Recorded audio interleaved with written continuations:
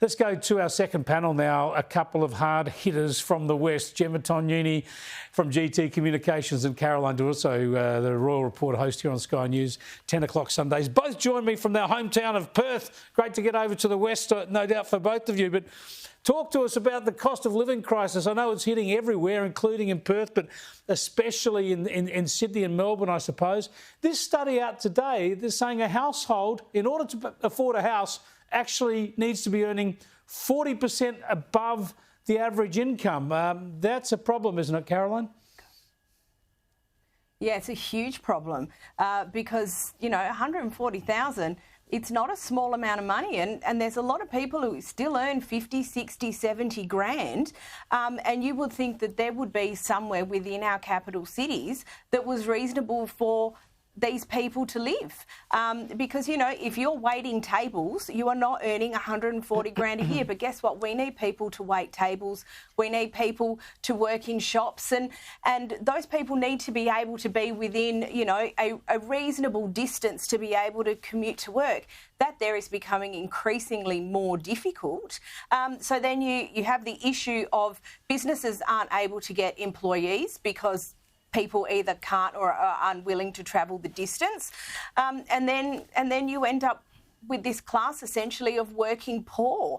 And we've seen it here in WA, where the rough sleeping capital of Australia, where you've got people who actually have jobs but who are homeless. So that 140,000 a year obviously makes it very difficult to buy a house, but equally still it's difficult to rent. Yeah, we're talking about household incomes here. So typically we're talking about two people, a couple of some kind getting a house, Gemma, but still it's 40% above the national average household income. And it's just far less attainable than it was in the past. And what worries me, following on from what Caroline was saying, there's going to be some of those essential jobs, especially in the big cities, nurses, teachers, police officers, they won't be able to afford to live anywhere near where we need them to be working. We're going to end up with subsidised housing for all those jobs.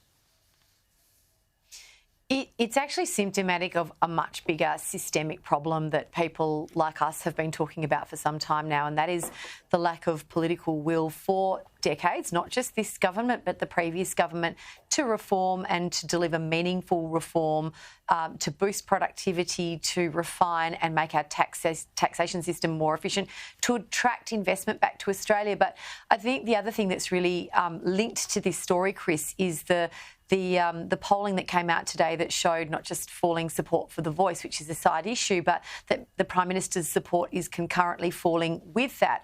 And there's a very simple reason for that, because it's always the one thing. It's the economy, stupid. It's always the economy.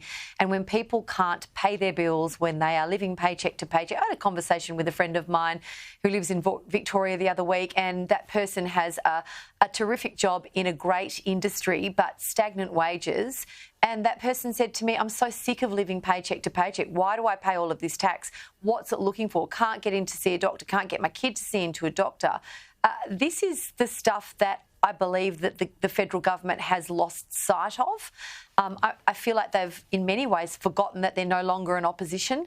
They've forgotten that when people get their bills and are struggling financially, they're not looking at Peter Dutton and the Liberals. They're looking at Prime Minister Albanese and saying, well, what are you doing about it?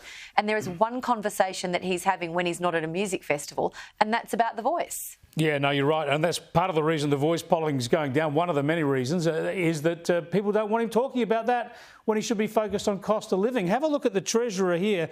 Here's how he says it's going to be solved. Housing costs are such a big and important part of the cost of living pressures that people are facing. To put it bluntly, there are not enough homes and rents are too high. And that's why the government is focused on a broad and ambitious housing agenda, and why the passage of the Housing Australia Future Fund is absolutely critical.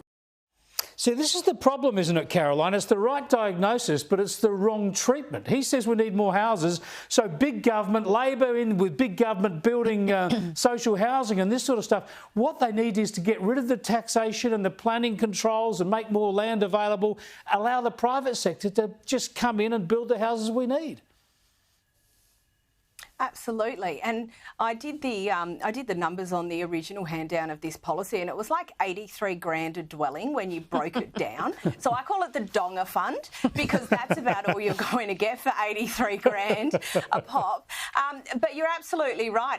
We're going to end up with houses. You know, they're going to be $500,000 bathrooms because that's what happens when government builds things. If they just made the environment easier for people to be able to do business, not only would you have more housing supply, but it would just simply be more affordable. But, you know, the whole housing, land, all of it, that whole sector is so chocked full of regulation and delay that it's basically prohibitive.